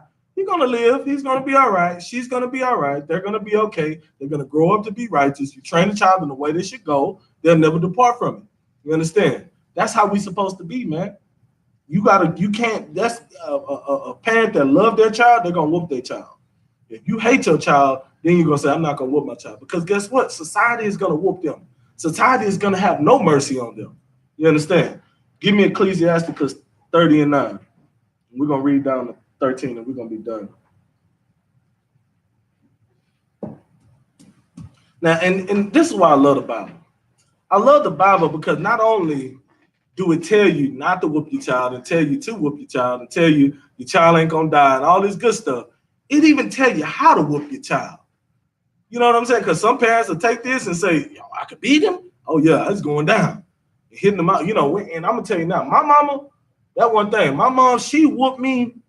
My dad, he used to, he whooped me like properly. He, you know what I'm saying? He whooped me below my weight, you know what I'm saying, on my butt, on my thighs or whatever. And it only took him a couple of whip pops, you know what I'm saying? I was out of there, you know what I'm saying? It hurt when my daddy whooped me. But when my mom whooped me, she used to hit me everywhere. Now, I don't know if it was because I was blocking and fighting and, you know what I'm saying, squirming and stuff. But when I tell you, she did not care where the belt land. And sometimes, you know what? And sometimes the kids do, have that effect where they get to doing some crazy stuff. And, you know, sometimes, you get tired. I'm not going to fight with you. You know what I'm saying? I'm getting too old. You got all this energy. You flopping around like a fish out the water. You understand? I ain't got time to be sitting here trying to fight with you to whoop you. I done hurt myself many times trying to whoop my kids, man. They developing new techniques. They learning how to block, you know what I'm saying? They learning Yad Karab, you know what I'm saying? Naturally, out the womb. Like, I don't know what the hell's going on. They got some new techniques, you understand? And I'm talking about, you know, I'm talking about, man, you know, I done hurt my wrist, hit my hands on forearms and knees and everything. They know how to block. That's one thing you're gonna learn how to block before you learn how to do anything else. You understand? It's already in them now. You just got to teach them to punch and counter. They know how to block for sure. You understand? And so yeah, sometimes, you know, you end up, you know, hitting them in places, but some parents deliberately don't care. They just hit them all upside the head, the face, the neck, the back, you know what I'm saying? Everywhere, you understand? And that's not necessarily how to do it. But let's get to it. Ecclesiasticus chapter 30, verse 9. The book of Ecclesiastes, chapter 30, verse 9. Conquer thy child, and he shall make thee afraid. It say, conquer thy child, and he shall make thee afraid. Meaning you babying them and, you know, playing with them, and like you conquering your child. It shall make thee afraid. You're gonna be keep going. Will you have something you want to say? I want to say, like, is that like kind of like boasting them up and like not drawing a line? Right, not drawing a line would be a good thing. Not drawing a line, like you playing with them too much, but you're not drawing a line. You letting your child hit. Like, I done seen situations where, you know, the young man growing up hitting on his mama and stuff, you know, but she playing with him. First of all, ain't no woman supposed to be trying to fight with her son. You can't teach your son how to fight. Like, how you gonna teach him how to fight? If he fight like you gonna get his butt whooped every time. You a woman, you fight women. You know what I'm saying? You don't fight men. You need a man, like, and if you do fight men, something wrong with you. You need to sit your butt down and develop some femininity if you're fighting on men. That's what you need to do. Be a woman, you understand? Because it's something wrong you fighting on men. Because I'm telling you right now, every man, like, there's no woman on this earth naturally stronger than a man. The man has a certain makeup of his body, you understand, structural makeup where they're stronger naturally. I don't give a damn how much testosterone a woman take. I don't care how much weight she lift. She naturally is not going to have the same physique as a man. It is what it is. A woman was not made to try to beat up a man. You know what I'm saying? A woman was made to be the male's, you know, partner. You understand? Like, not to be overruled. Like, she's supposed to submit to her man. She's built that way. Women are built soft. You know what I'm saying? If you got a strong, like, your woman strong, you get to squeezing her arms and stuff, man. You might want to reconsider. You know what I'm saying? That's why it's good to court. You in the courting process. You understand? You figure all that out. If she a little firm around the muscles, you know, you might want to reconsider, man. Ain't no telling what the hell she taking. You know, I'm just saying. You want you a nice soft woman. You know what I'm saying? You want a soft, and you know what I mean, and fluffy. You don't want no strong. You know, you don't want that. You're gonna be fighting all night, like Jacob in wrestling the angel. You understand? You don't want to have to wrestle all night. You understand? You ain't got time. The wrong wrestling anyway. There is a right way to wrestle. You understand? That's the only type of wrestling you know. And you don't want your woman dominating you in that either. You know what I'm saying? That's a problem. She dominating you. But yeah, conquer that child, and he shall make thee afraid, man. You know what I'm saying? Keep going. Come play with him, and he will bring thee to heaviness. You got to draw a line, man. It's nothing wrong with playing with, when they say play with thee, it's nothing wrong with having fun with your child, playing with your child. It's nothing wrong. I mean, there's your kids, they bring you joy. You don't want to always be walking around like drill sergeant parent. You know what I'm saying? You want to play with your child. But what it's saying here is, when you are playing with your child to the point where you don't draw a line, then they're gonna make you afraid. They're gonna bring great heaviness upon you, because how now you have let your child take control of the situation. You're supposed to remain in control. How you gonna play with your child to the point where now your child ain't scared of you? Now your child feel like they can whoop you. Now your child probably can whoop you because you don't play with them to the point where now they feel confident. They feel, you know what I mean? And then what? Now you can't defend yourself against your own child. You're going to be afraid. You're going to have great heaviness. You don't want that, especially for you single mothers out there. You sisters out there, don't play with your child in that manner, like trying to play fight with your son if you got a son. Because guess what? He going to grow up feeling like it's okay to slap the mess out you. And then one day you wake up, or not one day you wake up, one day y'all playing, and he punch you in your eye and black your eye, then what? And then now he feeling like, okay, I can hurt mom.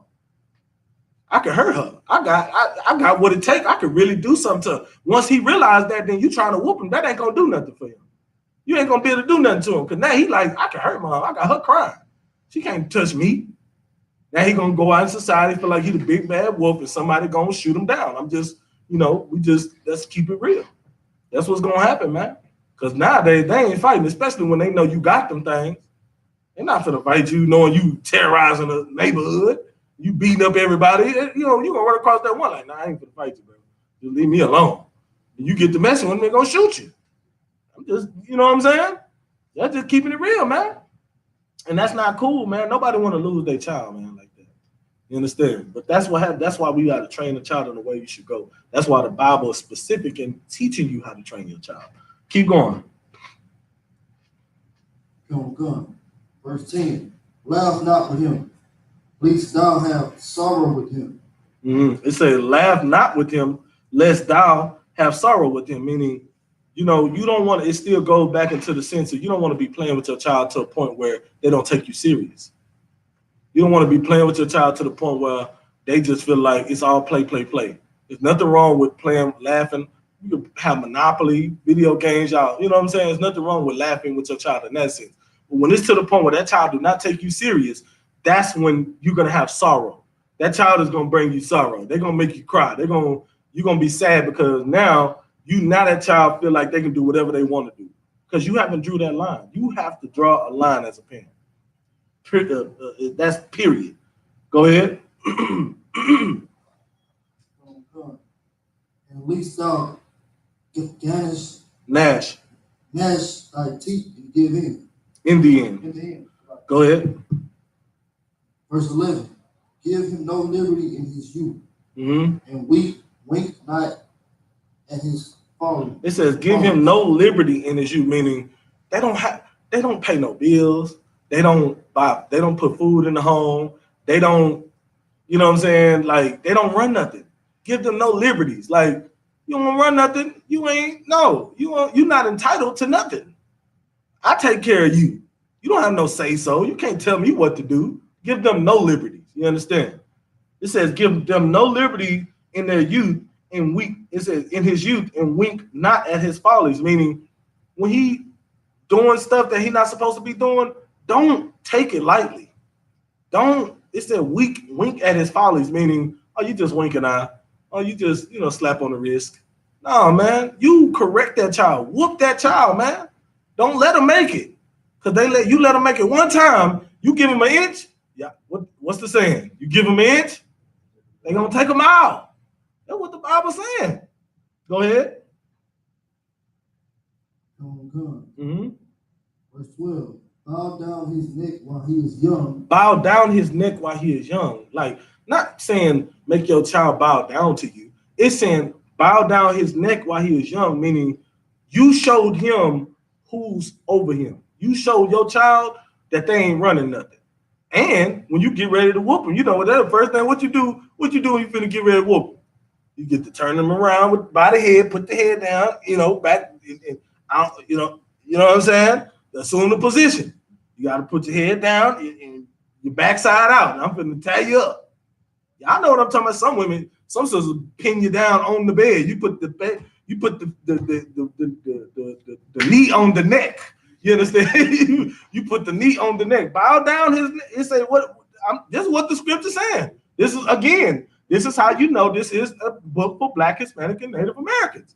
It's telling you how to whoop your child. And that's how we do it naturally. We do bow. I told you, don't you move. You know what I'm saying? Bow down the neck. Some of them, the grandma used to do it in a different way. Well, we wasn't really fighting back like that, where they just lay you across the lap and hold your head down right here and spank you. Well, nowadays I'm telling you, they learning techniques now. You can't just put them across the lap no more. I got put across the lap, you know what I'm saying? I was flopping like a fish.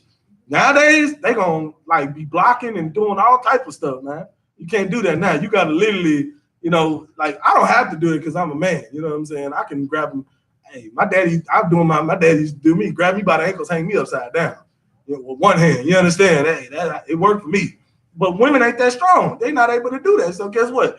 You got to put them on that bed and put that knee on their neck. Don't put it where it's going, you know, put no pressure point, but just hold them down.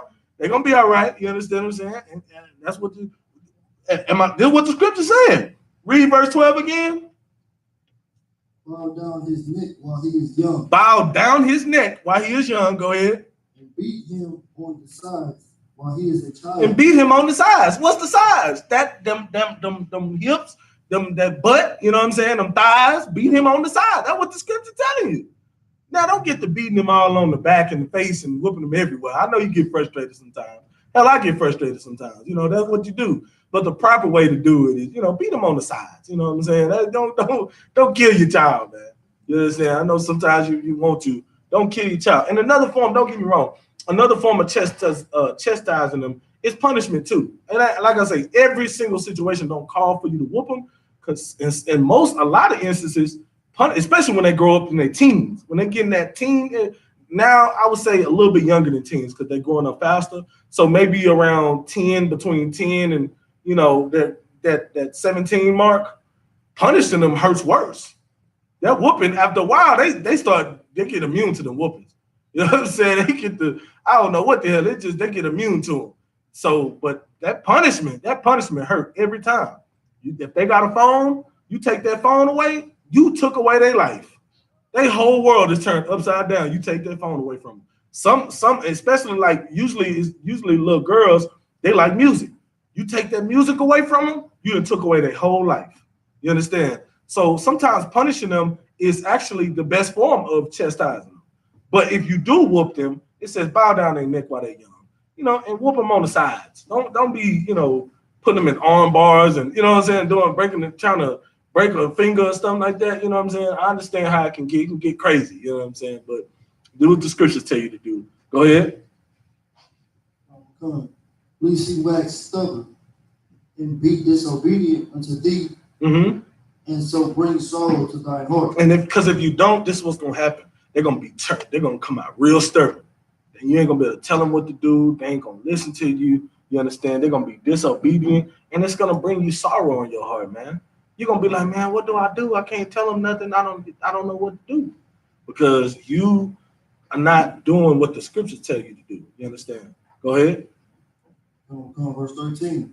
Chastise thy son and hold him to labor. Do what now? And hold him to labor. Make him work. Chastise him. Put him to work. It ain't going to hurt nothing. Make them do them chores. You understand? Put punishment. Hey, wash them dishes. Clean up your room. Clean up that living room. Make them do chores. They don't like that. Kids are lazy, especially nowadays. They got technology. They are lazy as hell. You understand? Make them do work. It ain't what I'm saying.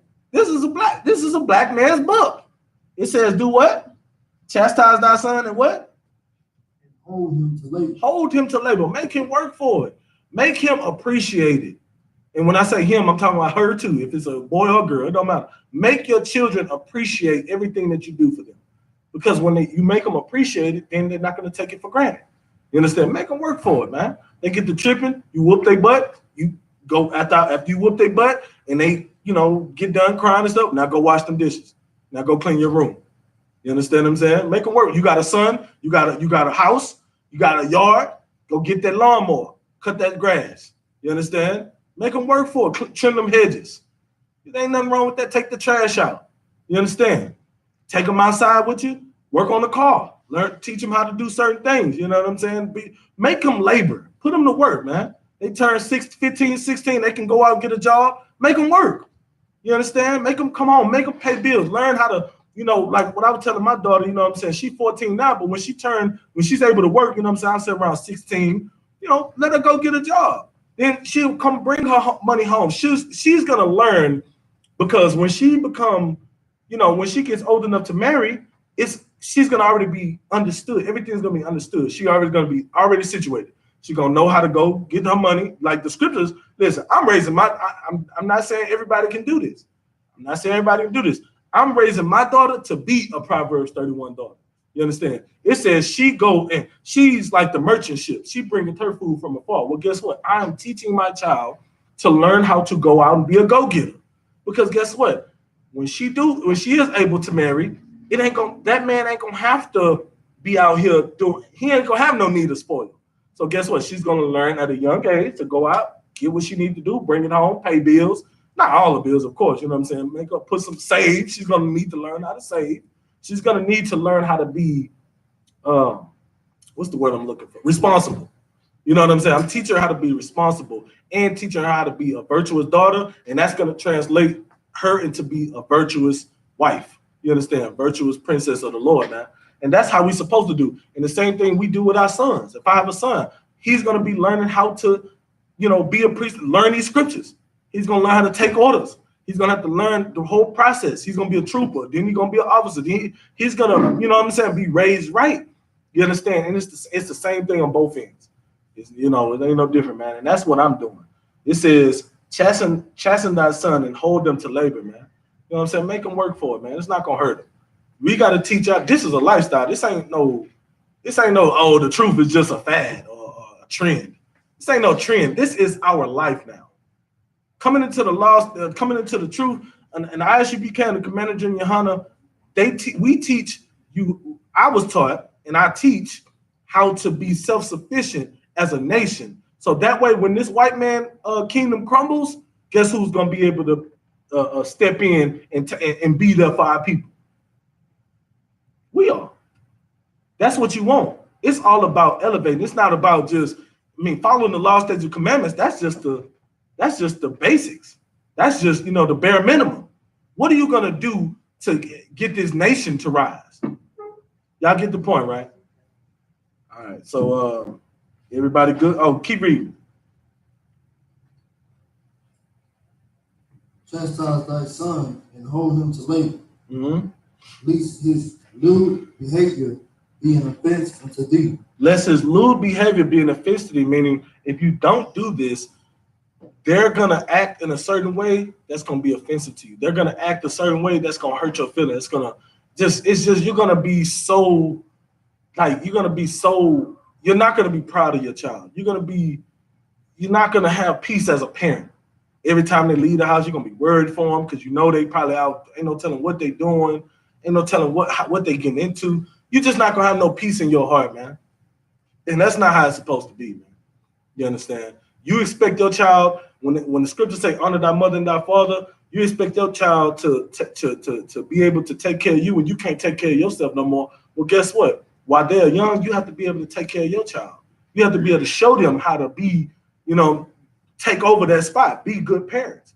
You have to show them, man. And with that, man, I'm gonna pass the class over to Trooper Ron for the security announcements.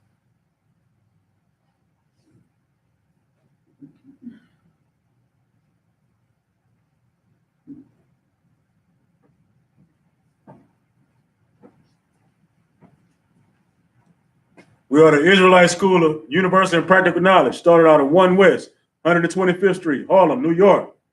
Rule for new brother and sister. When a new brother or sister comes into the school, they are off limits for 6 months.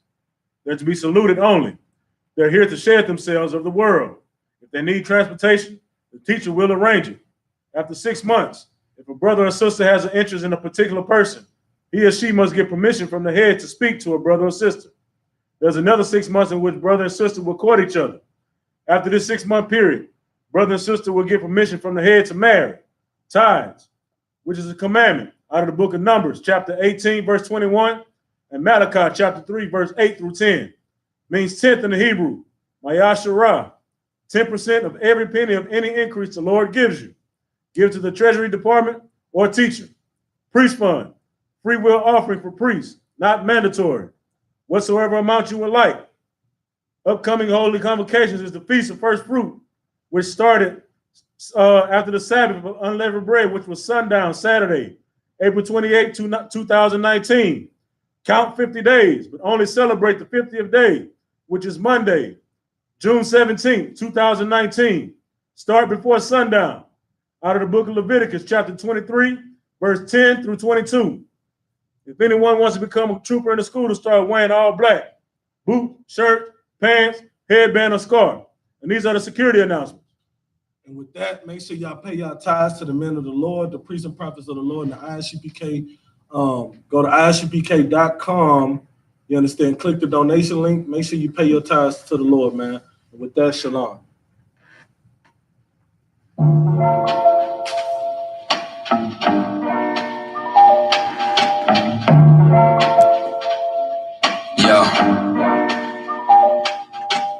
I stay away from the streets and the trouble to get in. Trying to stay strong in this world full of sin, but they wanna bring us down, they wanna see us win. They wanna kill us all, Lord, tell me, can I live? Can a nigga live? Can I live? Can a nigga live? Lord, tell me, can I live?